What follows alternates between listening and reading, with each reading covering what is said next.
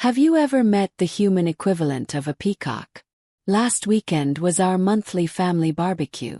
These gatherings started after Dad's heart scare last year, just a way to stay connected as a family. Peter, 31M, my stepsister Rachel's 28F husband, usually skipped these. Said he had brand meetings or networking calls. But this time he actually showed up. From the moment they arrived, I, 32M, could tell something was off. Rachel looked completely drained, still in her scrubs, hair pulled back like she hadn't even had a second to breathe. Peter. He stepped out of the car in designer sunglasses, a floral shirt unbuttoned halfway down, and a gold chain swinging like he was on a runway. He barely acknowledged anyone, just adjusted his shades and walked in like the party was his. All afternoon, Peter posted Instagram stories from the corner of the patio. #family time. #grateful. #hustle life. Meanwhile, Rachel helped Mom with the grill, cleared dishes, ran back and forth like she was catering the event. She kept glancing toward Peter every few minutes, like she was waiting for him to even notice. When she went inside to get more drinks, I followed. I just wanted to check if she was okay. As soon as we were alone in the kitchen, she broke down, leaned against the counter, face in her hands, whispering through tears. Turns out they were 3 months behind on rent. Peter hadn't applied to a single job in weeks. He said he was manifesting better offers. Rachel had been working back-to-back shifts at the hospital, sometimes overnight, only to come home to dishes, laundry, and Peter on the couch, filming TikToks about grinding in silence. She hadn't told anyone, not even Mom and Dad. She didn't want to stress Dad out again. She said she felt like their collapsing marriage was somehow her fault. She just kept repeating, "If I can just pick up a few more shifts, maybe we'll be okay." Watching her crumble like that, it did something to me. I remembered my buddy Mike. Owns a solid construction company, always hiring. $25 an hour, training included. Full benefits after 90 days. I thought maybe if I got Peter to consider it, they'd have a way out of this mess. So I went outside and found Peter, still in that patio chair, still filming himself in portrait mode. I eased into it, asked how the job search was going. He gave me the usual vague lines. Something about a brand collab in the works. Then I mentioned Mike's company. That's when the feathers came out. His face twisted. He scoffed. Said he wasn't about to lower himself to do grunt work. That he wasn't built for dusty people energy. His exact words. I tried to keep it cool, reminded him that honest work was better than no work. That Rachel was killing herself out there while he took selfies with barbecue tongs. Then he snapped, got up in my face, shouting about how I always looked down on him. How I thought I was better because I wore boring clothes and went to a basic college. The fact that I worked full-time through community college apparently didn't matter. Rachel came rushing out when she heard the yelling. And instead of seeing how unhinged Peter was acting, she turned on me. Said I didn't understand. That I was embarrassing Peter. That he was trying. It was like she forgot everything she'd told me an hour earlier. Peter stormed off to their car. Rachel followed, still crying. The barbecue ended in awkward silence. My parents pulled me aside afterward. Told me I should have stayed out of it. That Peter's just sensitive. Mom said job hunting takes time. Dad told me Rachel said Peter had a career coach and multiple offers on the table. That was the first I'd heard of it. It didn't match anything Rachel had told me in the kitchen. A simple weekend family barbecue evening somehow managed to flip my entire world upside down.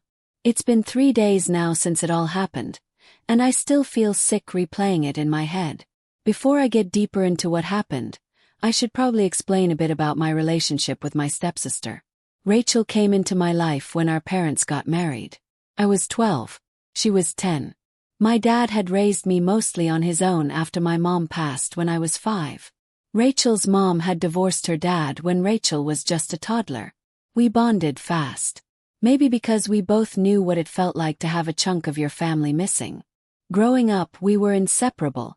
I was her protector, her secret keeper, her best friend. And she was always there for me too, especially when I needed someone who just got it. 5 years ago, Rachel met Peter during her final year in nursing school. He was doing luxury pharma sales at the time. Made decent money, dressed sharp, always smelled expensive. They dated for 6 months and got married in a small ceremony. I remember having some doubts about how quickly it all moved, but Rachel was glowing. Peter was charming. Knew exactly what to say to win people over. He'd bring her smoothies to class, pose with her for couple selfies, and even helped host the hospital fundraiser she planned. Our parents loved him. They thought she'd finally found someone with polish, a man who matched her energy. The first year of marriage was smooth.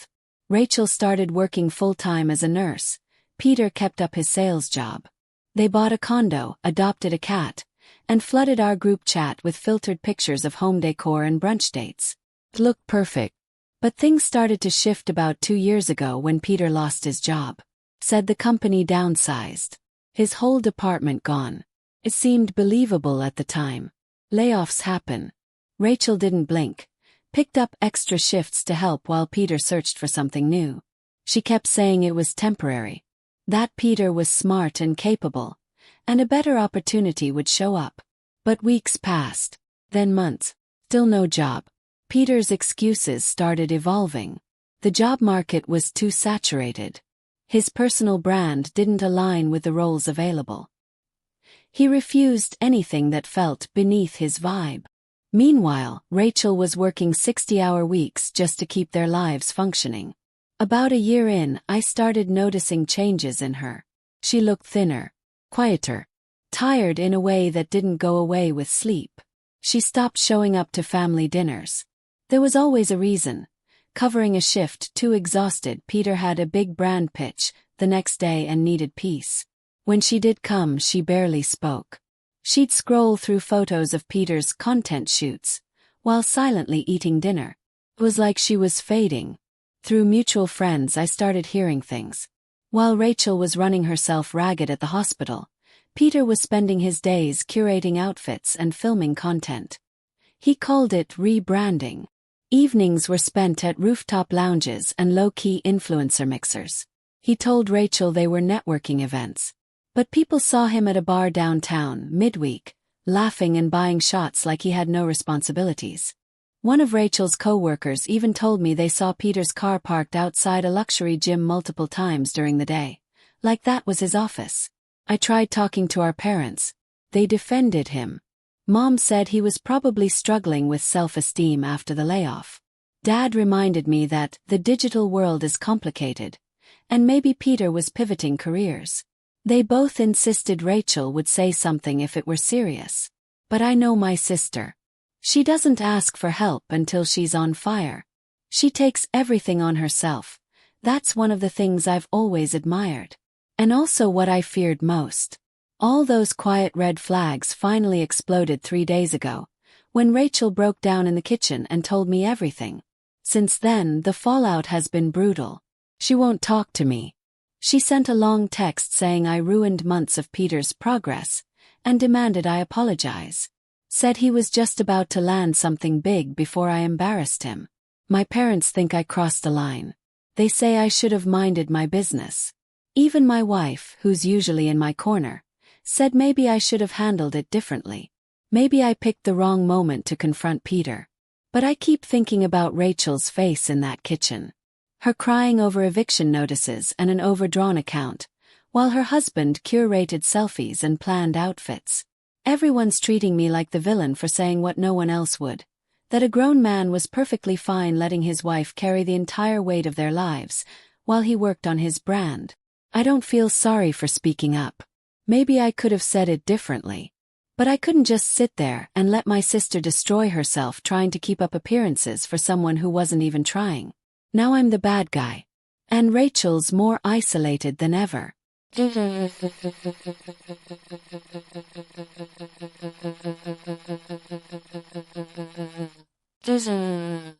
Date 1.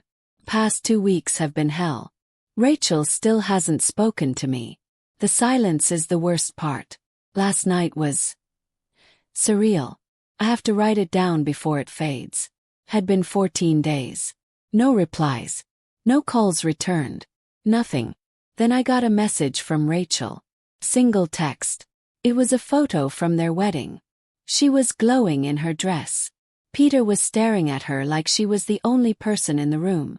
She captioned it. "You ruined this." Gutted me. I had taken that photo. I remembered how happy she looked. How did we get from that to this? I found out through Mom that Peter and Rachel were taking space. Apparently, after another blow-up over money, she told him to leave. He'd been crashing at his friend Mark's apartment ever since. Mom told me not to go. Said Peter needed space. But I couldn't let it sit. I wasn't doing this for Peter. I was doing it for Rachel. So I went. I showed up at Mark's place around 7 p.m. The building was rough. Beer cans on the sidewalk, music shaking the walls. I knocked. The music turned down. Then footsteps. Peter opened the door. And instantly I knew. His eyes were bloodshot. His once perfect hair flattened. And he reeked of cologne poorly layered over alcohol. He wore a stained graphic tee that looked like it hadn't seen a wash in weeks. Mark stood in the back, looking like he wanted to disappear. I told Peter I wasn't there to fight. Just wanted to talk. He let me in. Let out this weird, hollow laugh. Place was a wreck. Empty liquor bottles. Piles of takeout. Designer shoe boxes next to unopened energy drinks. Gambling slips scattered across the coffee table. Some circled like they were trophies. Peter dropped onto the couch and started ranting. Said I'd destroyed everything. That Rachel couldn't stop comparing him to me. Started mocking her voice. Why can't you be more responsible like Alex? Why can't you be a man? Thing is, I know Rachel. She'd never say that. She's always avoided comparing people, especially after how her mom used to pit her against others growing up. But Peter kept going. Got louder. Angrier. Started poking my chest, saying I was jealous, that I never respected him. I stayed calm. Tried to keep him grounded. Until I mentioned Rachel working double shifts. That's when he lost it. He lunged through a wild swing. Missed but grabbed my shirt and tore it. Mark had to wrestle him to the floor. Peter kept screaming that I never gave him a shot. That I thought I was better because I didn't need aesthetic. Then something shifted. Mark snapped. Said he couldn't take it anymore. That the truth needed to come out. Peter had been lying. There was no career coach. No job interviews. No networking. His entire schedule was video games until noon. Drinking until 2 a.m. Mark showed me texts, real ones, where Peter bragged about manipulating Rachel. He called her desperate to keep up the wife act. Said she was too afraid to fail publicly. That he had her wrapped so tight. She didn't even notice when he took money from her purse to cover his betting losses. He laughed about it. I was still trying to process all of this when the front door opened. Rachel stood there. Still in her hospital scrubs. Rachel stood there in the doorway. Still in her hospital scrubs. Face pale. Turns out she'd been tracking Peter's phone. Started doing it after he vanished for 3 days last month and drained their joint account. But instead of reacting to the chaos in the apartment, the trash, the gambling slips, the lies, she turned on me. Started yelling that I was stalking them. Accused me of trying to sabotage their marriage. Said I was the one pushing Peter into depression. That I was making it worse by bullying him over a few hard months. I tried to tell her what Mark had just revealed. Tried showing her the texts, but she wouldn't even look. Said I faked them. That I was jealous of their relationship. Peter, who just moments ago had been violent and screaming, suddenly shifted. Now he looked wounded. Teary-eyed. Said he only drank because I embarrassed him at the barbecue. Said I crushed his self-worth. It was so fake it made my skin crawl. But Rachel didn't see it. She rushed to comfort him, held his face in her hands, and shot me a look like I was the monster. Left. Rachel followed me outside. Her voice was cold. She told me to stay away from both of them. Said I'd caused enough damage. And if I actually cared about her, I'd let her fix her marriage without interference. This morning it got worse. Mom called furious. Apparently, Rachel told her I showed up drunk to Mark's apartment and tried to provoke Peter into hitting me so I could press charges. Completely false. But Mom believes it. She told me I need to stop antagonizing Peter. Said he's just going through a tough time. And now I'm stuck. I have the proof. I've seen the texts. I've heard the lies. I watched Peter flip from smug to pitiful in seconds. But Rachel is too deep in denial to see it. She's convinced herself this is love. That his mood swings and brand building and gaslighting are just temporary. Mark wants to help, but he's scared. Doesn't want to lose Peter's friendship. Meanwhile, my parents think I'm the problem. How do you help someone who's convinced their downfall is devotion? How do you watch your sister fade into someone you don't even recognize? I honestly don't know anymore.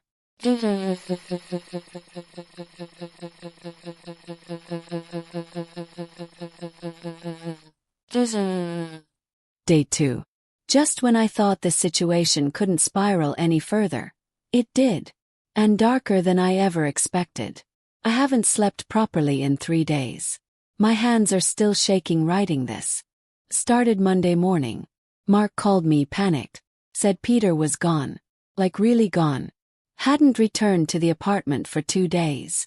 His phone was dead. His stuff cleared out. Then Mark checked the shared Xbox account. Peter had sold off over $800 worth of digital games. That's when I panicked. Called Rachel. She actually picked up. Her voice was tight. She'd been trying to reach Peter too. He hadn't come home Saturday night. At first, she thought he was just out blowing off steam. Then she noticed her wallet was missing. And her credit card was maxed out, with charges she didn't recognize. The next 24 hours were chaos. Rachel and I somehow worked together again. We drove to every bar, casino, and club Peter used to haunt. We called hospitals. Checked with his old friends. Even reached out to his estranged parents in Ohio. Rachel bounced between crying and snapping. 1 minute scared he was hurt, the next blaming me for pushing him too far. Then came the breakthrough. Tom, the owner of the Red Lion pub, reached out. Peter's a regular there. Tom had security footage from Saturday night. We watched it. Peter wasn't alone. 2 guys sat with him, not friends. Loan sharks. Locals. Known for preying on broke gamblers. The video showed them all leaving together around midnight. Peter looked nervous. But he didn't resist. Tom pulled me aside after. Said he'd been keeping something to himself. Peter had been borrowing money for weeks. First, small amounts, a few $100s.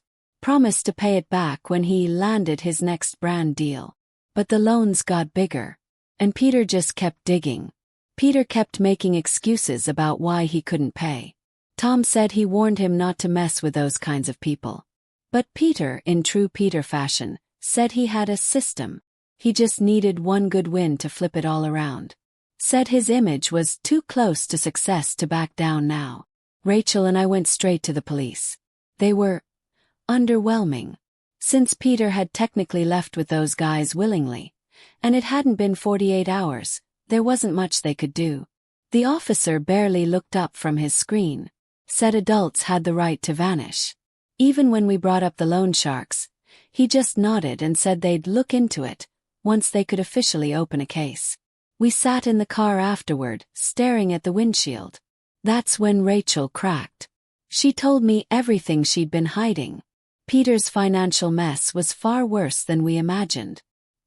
He had maxed out 3 credit cards, all in Rachel's name. Over $155,000 in debt. He'd been sneaking into underground poker games. Losing thousands in a single night. And the worst? He'd pawned her grandmother's antique jewelry set. Heirloom pieces. Meant to be passed down. Rachel said she'd known about the gambling for months. But she'd kept quiet. Out of shame. Tried to manage it alone. Every time she brought it up, Peter cried. Said he'd get help. Then went right back to doing the same thing once her back was turned. Just as we were pulling out of the parking lot, Rachel's phone rang. Unknown number. A man with a heavy accent demanded $5,000 by midnight. Said if she didn't pay, they'd start sending her pictures of what they'd do to Peter. Rachel panicked. Said she'd cash out her retirement account. I stopped her. Told her I'd handle it. I recorded the call and took it straight back to the police. This time they paid attention. Turns out those loan sharks were already on their radar for extortion and laundering. They set up a sting operation. By nightfall they had everyone in custody, the loan sharks and Peter.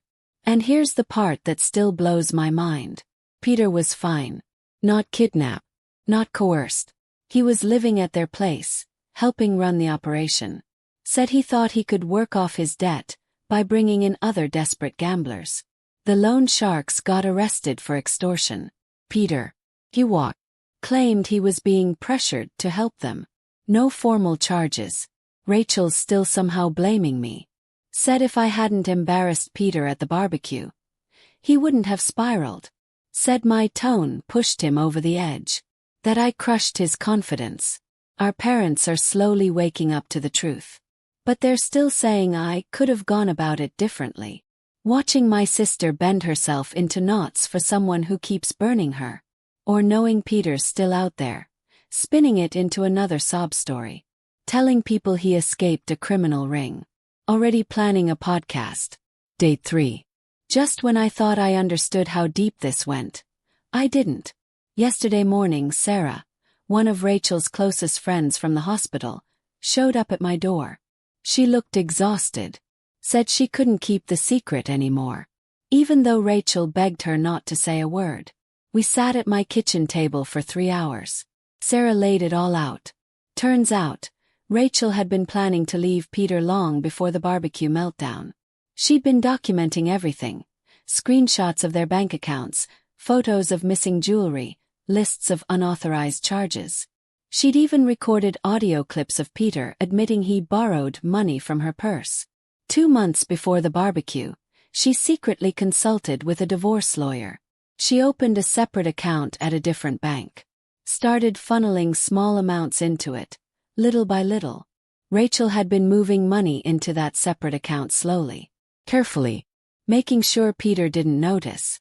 Sarah showed me texts from 3 months ago. Messages where Rachel mapped out her exit plan. The version of Rachel in those messages was clear, steady, methodical. Nothing like the person I saw yelling at me outside Mark's apartment. Then Sarah pulled out a photo of a notebook. Rachel had been documenting everything. Pages and pages of Peter's lies. Fake job interviews. Made-up brand meetings. Online courses he claimed to be taking, but never actually enrolled in. Rachel had fact-checked it all. She'd called companies to confirm interviews. Checked course enrollment logs. According to Sarah, the barbecue confrontation had been the perfect storm. Rachel texted her after it happened saying, "This is what I needed. Now everyone can see." She thought it would help the family understand why she needed out. But something went wrong. 3 days after the barbecue, all of Rachel's evidence vanished. The folder on her laptop gone. Her notebook gone. Even the backup email she used to communicate with her lawyer, deleted. Peter had found everything. And destroyed it. That's when the real manipulation kicked in. He told Rachel it was a sign from the universe, that their marriage was worth saving. That outside interference, me, was tearing them apart out of jealousy. He said if she left now, everyone would blame her for giving up. Said she'd look like the one who broke it. And it worked. Sarah showed me the texts from that time too. You could actually see Rachel's confidence unraveling. She went from firm to foggy. From "I need to leave" to "maybe I'm overreacting." Peter gaslit her into second-guessing everything. Even her own memories. But then Sarah said something that made my stomach drop. Peter is blackmailing her.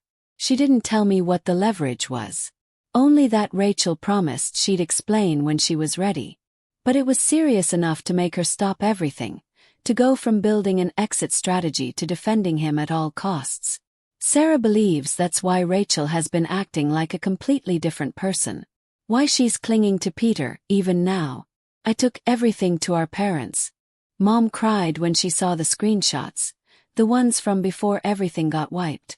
She finally realized how much Rachel had been carrying. Dad wanted to go straight to the police. But without Rachel's cooperation, there's nothing they can do. Sarah says Rachel might be getting close to her limit.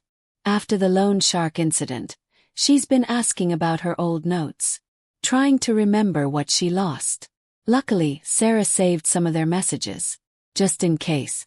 The hardest part is knowing we can't push. Rachel has to come to terms with it on her own. But watching her stay in that house with someone who's still lying to her, still controlling her, is unbearable. Sarah's worried about her mental health. Says she's been distracted at work, making small mistakes that aren't like her. We're all just trying to stay close. Trying not to scare her off. Trying to be ready. Peter, meanwhile, has gotten more unstable. He's been posting cryptic messages online. Quotes about betrayal. Fake deep captions about loyalty scars and being hunted. Sarah thinks he senses that Rachel's waking up. And he's spiraling.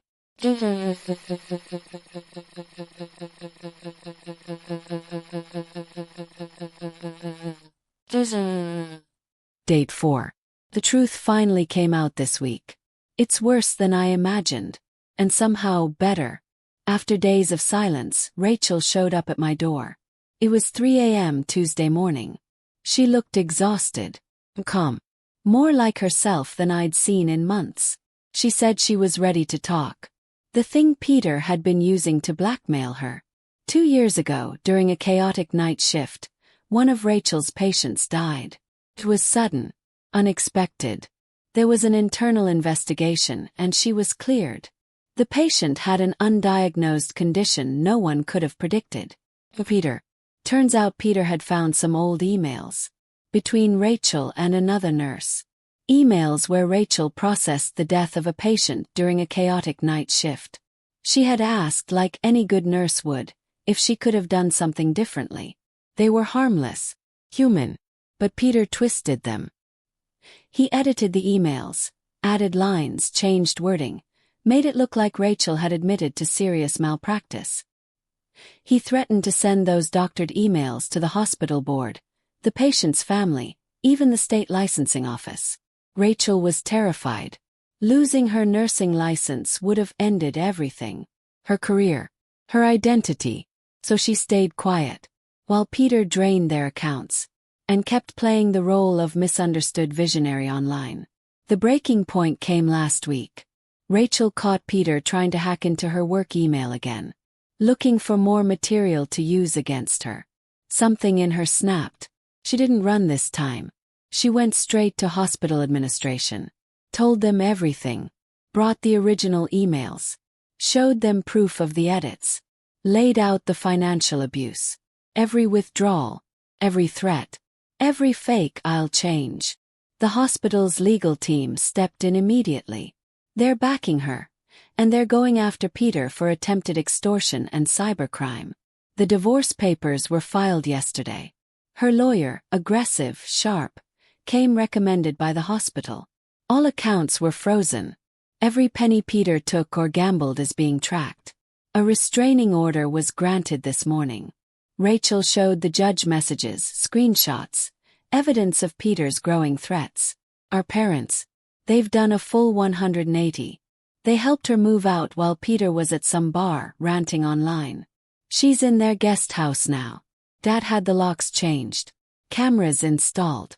Mom's helping her sift through years of bank statements, documenting the damage for court. Peter's mask is gone. Now that he's lost control, he's unraveling in public, posting rants about Rachel, claiming he's the real victim. Said she trapped him in a performance marriage. He even showed up at her job. Security was ready. His own parents reached out to Rachel to apologize. Said he's been calling them drunk, muttering about revenge. Tom and Mark, they've both agreed to testify. About the gambling, the loan sharks, the fake job search, the lies. Even Peter's old boss from the pharmaceutical company reached out. Said Peter wasn't laid off, he was fired. For stealing product to sell behind their backs. Rachel started therapy this week. Says she's trying to figure out how it got this bad. How she went from someone strong and grounded to someone living in fear of a man who never deserved her. But she's coming back, bit by bit.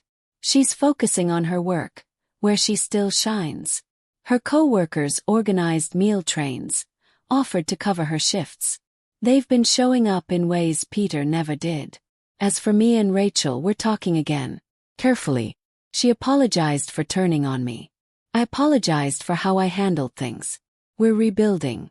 Yesterday she laughed at something. The first time in months. Peter. He's unraveling. Most of his friends have cut him off.